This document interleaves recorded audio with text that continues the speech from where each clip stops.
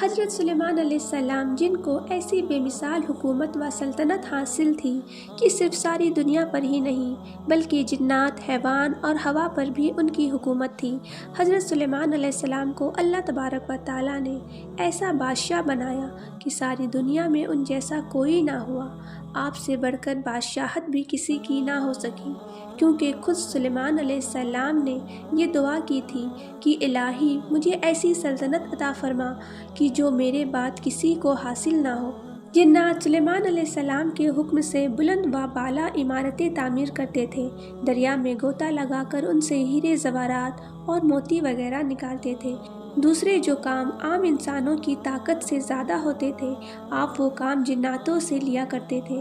جو جن آپ کی حکم سے سرتابی کرتے یا شرارت کر کے کام میں رکاوٹ ڈالتے یا دوسروں کو تنگ کرتے تو آپ انہیں زنجیروں میں جکڑ کر قید خانے میں ڈال دیتے، اور یہ آپ پر اللہ کی طرف سے بہت بڑا انعام اور احسان تھا۔ اللہ تعالیٰ سورہ سواد آیات 39 میں فرماتے ہیں، یہ ہے ہمارا عطیہ، اب تو احسان کر یا روک رکھ، کچھ حساب نہیں۔ اللہ تعالیٰ نے سلیمان علیہ السلام کو ان پر قبضہ اور اختیار دے دیا اور فرمایا، اب آپ کی مرضی، آپ انہیں سزا دے یا درگزر کرے، کسی کو کچھ دے یا روک لے، آپ کے لیے سب کچھ جائز ہے۔ آپ کی معجزہ میں سے ایک معجزہ یہ بھی تھی کہ ہوا آپ کے لیے مسکر یعنی مکتی و فرمانبردار تھی۔ اللہ تعالیٰ سورہ سواد آیات 36 میں فرماتے ہیں، بس ہم نے ہوا کو ان کے متحد کر دیا، وہ آپ کے حکم سے جہاں آپ چاہتے نرمی سے پہنچا دیا کرتی تھی۔ اللہ تعالیٰ سورۃ الانبیاء آیات 81 میں فرماتے ہیں، اور ہم نے تیز و تند ہوا کو سلیمان کے تابع کر دیا، جو اس کے فرمان کے مطابق اس زمین کی طرف چلتی تھی جہاں ہم نے برکت دے رکھی ہے، اور ہم ہر چیز کا علم رکھنے والے ہیں۔ حضرت سلیمان علیہ السلام کا ایک واقعہ قرآن میں یوں ہے، سورہ نمل آیات 17 اور 18 میں ہے، اور سلیمان کے سامنے ان کے تمام لشکر جنات، انسان اور پرندوں میں سے جمع کیے گئے، ہر قسم الگ الگ کھڑی کر دی گئی۔ جب وہ چیٹیوں کے میدان میں پہنچے تو ایک چیٹی نے کہا، اے چیٹیوں، تم اپنے اپنے گھروں میں گھس جاؤ، ایسا نہ ہو کہ بے خبری میں سلیمان اور ان کا لشکر تمہیں رون ڈالے۔ ان تمام لشکر کو اکٹھا کیا گیا تھا۔ اللہ تعالیٰ نے چیٹیوں کی یہ بات سلیمان علیہ السلام کو سنا دی۔ اس کی اس بات پر سلیمان علیہ السلام مسکرا کر ہنس پڑے اور دعا کرنے لگے کہ اے میرے پروردگار، تو مجھے توفیق دے کہ میں تیری ان نعمتوں کا شکر بجا لاؤں جو تو نے مجھ پر انعام کی ہے، اور میں ایسے نیک اعمال کرتا رہوں جس سے تو خوش رہے، اور مجھے اپنی رحمت سے نیک بندوں میں شامل فرما۔ سورہ نمل آیات 20 سے 25 میں ہے، آپ نے پرندوں کی دیکھ بھال کی اور فرمانے لگے، کیا بات ہے کہ ہدہد نظر نہیں آ رہا؟ کیا وہ واقعی غیر حاضر ہے؟ یقیناً میں اسے سخت سزا دوں گا یا اسے ذبح کر ڈالوں گا، یا وہ میرے سامنے کوئی معقول وجہ بیان کرے۔ کچھ زیادہ دیر نہ گزری تھی کہ اس نے آ کر کہا، میں ایک ایسا خبر لایا ہوں کہ آپ کو اس کی خبر ہی نہیں، اور میں اس صبح کی ایک سچی خبر آپ کے پاس لایا ہوں۔ میں نے دیکھا ہے کہ اس کی بادشاہ ایک عورت ہے جسے ہر قسم کی چیز سے کچھ نہ کچھ دیا گیا ہے، اور اس کا تخت بھی بڑا عظیم ہے۔ میں نے اسے اور اس کی قوم کو اللہ تعالیٰ کو چھوڑ کر سورج کو سجدہ کرتے ہوئے پایا ہے۔ شیطان نے انہیں بہلا پھسلا کر سیدھے راستے سے بھٹکا دیا ہے، بس وہ ہدایت پر نہیں آتے کہ اسی اللہ کو سجدہ کرے جو آسمانوں اور زمینوں کو پوشیدہ چیزوں کو باہر نکالتا ہے، اور جو کچھ تم چھپاتے ہو اور ظاہر کرتے ہو وہ سب کچھ جانتا ہے۔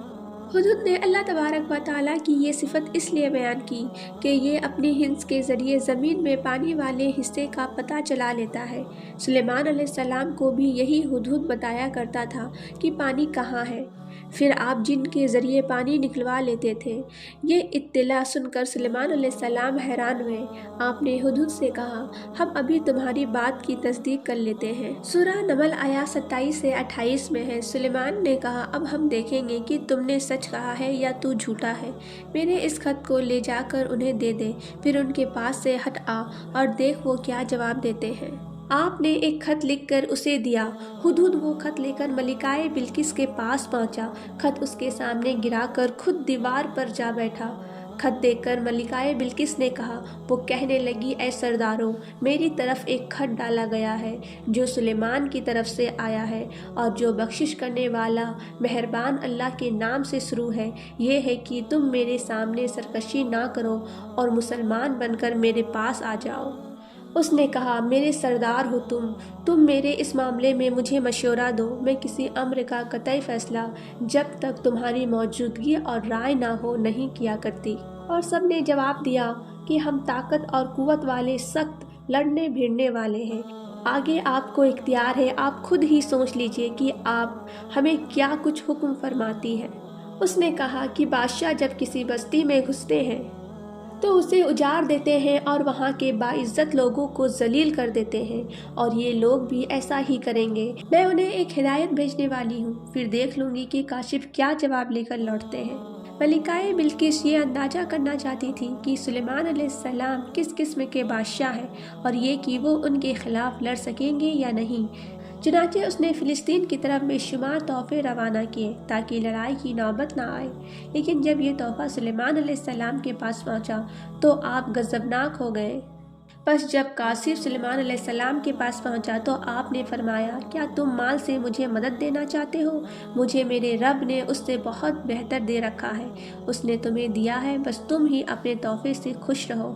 جاؤ، ان کی طرف واپس لوٹ جا، ہم ان کے مقابلے میں وہ لشکر لائیں گے جس کے سامنے پڑنے کی ان میں طاقت نہیں، اور ہم انہیں جلیل و بس کر کے وہاں سے نکال باہر کریں گے۔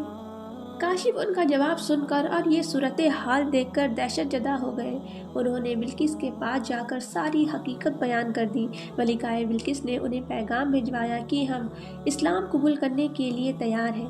سلیمان علیہ السلام تک اس کا پیغام پہنچا تو آپ اپنے درباریوں کی طرف متوجہ ہوئے۔ آپ نے فرمایا، اے سرداروں، تم میں سے کوئی ہے جو ان کے مسلمان ہو کر پہنچنے سے پہلے ہی اس کا تخت مجھے لا دے؟ تو ایک جن کہنے لگا، آپ اپنی مجلس سے اٹھے، اس سے پہلے ہی میں اسے آپ کے پاس لا دیتا ہوں۔ یقین مانیے میں اس پر قادر ہوں، اور ہوں بھی امانت دار جس کے پاس کتاب کا علم تھا۔ وہ بول اٹھا کہ آپ پلک جھپکائے اس سے بھی پہلے میں اسے آپ کے پاس پہنچا سکتا ہوں۔ جب آپ نے اسے اپنے پاس موجود پایا تو آپ نے فرمانے لگے، یہی میرے رب کا فضل ہے تاکہ وہ مجھے آزمائے کہ میں شکر گزاری کرتا ہوں یا ناشکری۔ شکر گزار اپنے ہی نفع کے لیے شکر گزاری کرتا ہے، اور جو ناشکری کرے تو میرے پروردگار بے پرواہ اور کرم کرنے والا ہے۔